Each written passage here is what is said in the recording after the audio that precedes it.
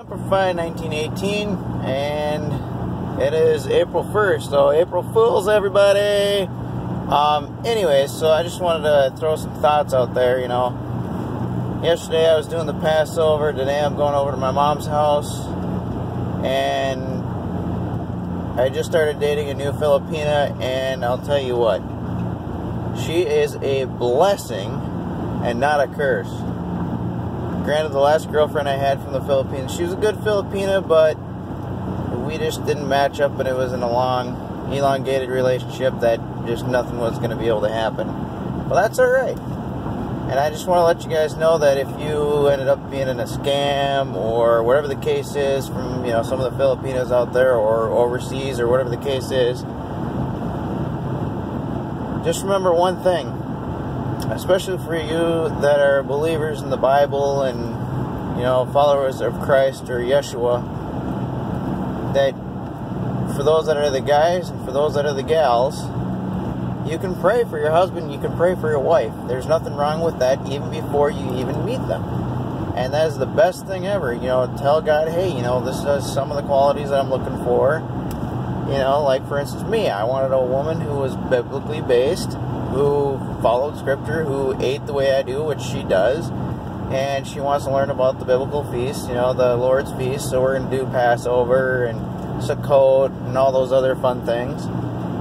So that way we're on the same page and same level. And on top of that, I also ask God to, you know, keep her and keep her safe and other things as well too. And it's just phenomenal, the information that her and I have exchanged, and we've only been talking for about a month. And I'll tell you what, you might have to sift through a few of them, maybe, you know, 100 of them. Who knows how many you got to sift through. I've been through two divorces, not so very good divorces either. And I'll tell you what, those were pretty rough rides in my life. And that can pretty much humble anybody. I've been deployed, I've been homeless, you know, you name it, I probably have already done it. And I'm only 36 years old. But I got some good things coming up for myself, which I'm working on trying to build and create more videos here, not just for, you know, people that are wanting to date Filipinas or vice versa, and or just people overseas in general, like Bruce and Yuri are. But the one thing that humbles me the most is knowing that God answers prayers. Sure, there were rough times in my life and I didn't know what was going on. I didn't understand why things were going on. But the thing that kept me going is knowing who I am and who I am in the scriptures. And for those of you that are out there that are like, well, why would you want a submissive wife? Well, a lot of guys want a submissive wife because they want her to be their biggest cheerleader. That is the biggest thing you women can do out there. Whether you're from the Philippines, from Europe, from China, from Amazon, from you name it, even here in the United States. A true submissive wife, like I said, is the biggest cheerleader that a husband can have. The biggest uplift he can have. You know, we talk about keeping promises of being able to go overseas and, you know, meeting your Filipina and writing letters and all that other stuff too. But think of this too, communication is another thing too that I think is absolutely necessary in a relationship. And the way that I look at it too is, you know, I can't say, well, I've been married for 40 years and this is how it works. No, I'm telling you from the experiences that I have of what not to do and why my relationships fail. One of them, which was communication. Number two, well, let's just say the bedroom stuff too. I ain't gonna lie about that. It went from great to middle to nothing, nada, and then you got frustration there. And that right there is an indicator of, pardon my French, but shit hitting the fan. And it's just the way it is. You know, you're married and you need to take care of your husband, just like the husband needs to take care of your needs, both spiritually, mentally, and physically. And when you're matched, you know, spiritually, religiously, on those levels, it makes it a lot easier as well.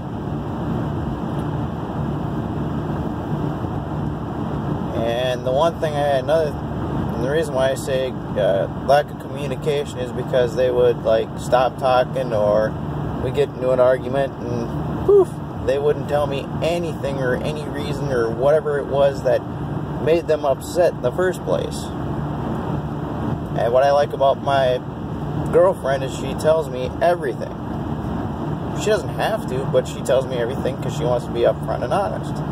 And I tell her everything because I want to be upfront and honest. And that's what stood out in her, and that's what, you know, Bruce and Yuri, with their relationship, that's what he saw in her too. She was upfront and honest about her past and who she is and who she was. And there's nothing wrong with being ashamed of that either, because you don't need to be ashamed. You need to be proud of the fact that, yes, you may have gone through hardships, you may have gone through trouble, but at the end of it, especially for husbands who have found good wives, it is a good thing. And the qualities that I look for in my girlfriend, Elena, that I've been praying for, not only was being a biblically based wife, but one who would understand what true submission is. That means letting me be the leader of the home, being the head of the household, making the major decisions. Yeah, she can talk to me about, you know, hey, you know, bringing up things here and there of what she thinks, but letting me take the ultimate responsibility and letting me make the ultimate choice. Because the scripture says that God's going to come after the husband, not the wife, for anything that goes wrong in the relationship. And it is what it is in the way that works. Now, if you're an atheist or you're Buddhist or whatever the case is on that part, you know, follow your religion, follow what you got going on there. But I'm speaking directly to those that are believers in the Bible. And what can I say? It's just that life's amazing, and then you live some more. I'm finally getting back on my feet.